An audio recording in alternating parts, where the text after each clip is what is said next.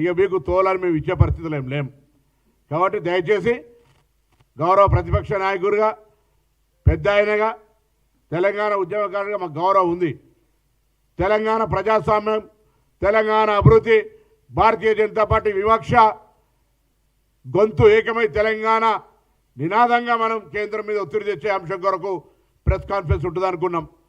తాన తందాన అన్నట్టుగా మీరు ఇటు మాట్లాడితే సందేట్లో సడన్ ఇయ్యలేక కిషన్ రెడ్డి ఒక లెటర్ రాస్తాడు. అది తెలుగులో సోనియా గాంధీ గారికి తెలుగు వస్తుందా? కేంద్ర మంత్రి అరే రాయి, నువ్వేం రాయి, 12 ఏళ్ళు పరిపాలించినావు, హైదరాబాద్ మంత్రివి, lakes and rock city Hyderabad, tourism మంత్రి 5 ఏళ్ళు ఏం చేసినావు చెప్పు. ఇప్పుడు 5 ఏళ్ళ నుంచి మొత్తం 12 ఏళ్ళ మీ ప్రభుత్వం వచ్చి సంవత్సరాలు 2 కోట్ల ఉద్యోగాలు ఇచ్చిండ్రా? మీ మేనిఫెస్టో గురించి మాట్లాడండి. అసలు ప్రధానమంత్రి గారు ఇటువంటి వాళ్ళని మంత్రి పెట్టుకొని తెలంగాణ మొన్ననే మీ అందరి తిట్లు పడ్డాయని పేపర్లలో వచ్చింది.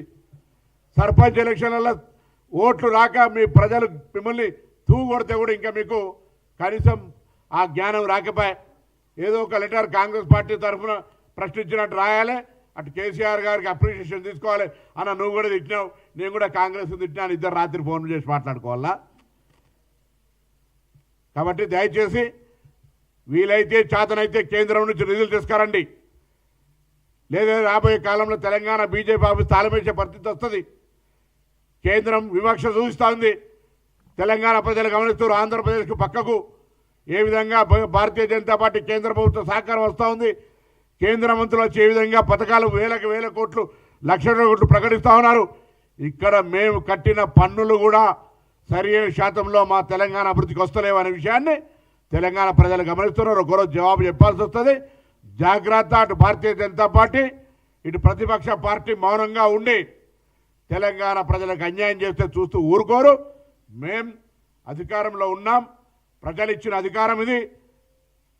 ప్రజలు ఇచ్చిన అధికారంలో పొరపాట్లు చేస్తే దాన్ని ప్రతిపక్షంగా చూపెట్టే ప్రయత్నం చేయండి. ప్రజలకు తప్పకుండా మేము జవాబు చెప్తాం. ప్రజలకు కోరుతా ఉన్నాం.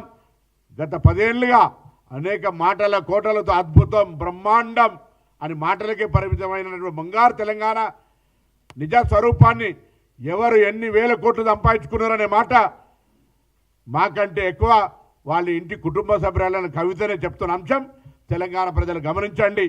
మేముగా ఎవరిపైన కక్ష సాధింపు కానీ, పాకిస్తాన్ లాగా అప్రజాస్వామికంగా జైళ్ళలో వేయడం కానీ, మరణ శిక్షలు విధించడం కానీ అటువంటి కార్యక్రమాలు చేసే విధానంలో మా ఆలోచన లేదు. Is a democratic party.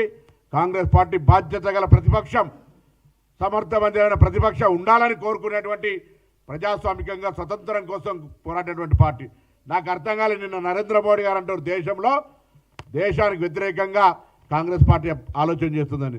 Narendra Modi పుట్టక ముందు, లాగులు దొరక ముందు అంటే నేను కూడా పుట్టలే, పుట్టక ముందే స్వతంత్రం కోసం పొట్లాడినటువంటి పార్టీ, ప్రాణాలు ఇచ్చినటువంటి పార్టీ. ఈ దేశంలో ఏదైనా నిర్మాణాత్మకంగా జవహర్లాల్ నెహ్రూ నుంచి మొదలుకుంటే ఈనాటి వరకు భారతదేశంలో ఏదైనా నిర్ణయాత్మకమైనటువంటి ప్రజలకు ప్రయోజనకారి నిర్ణయాలు ఇస్తుందంటే కాంగ్రెస్.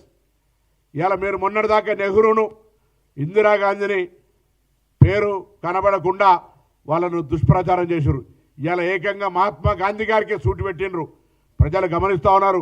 జాతిపిత మనసుల్లో మారుతుండొచ్చు పద్ధతులు.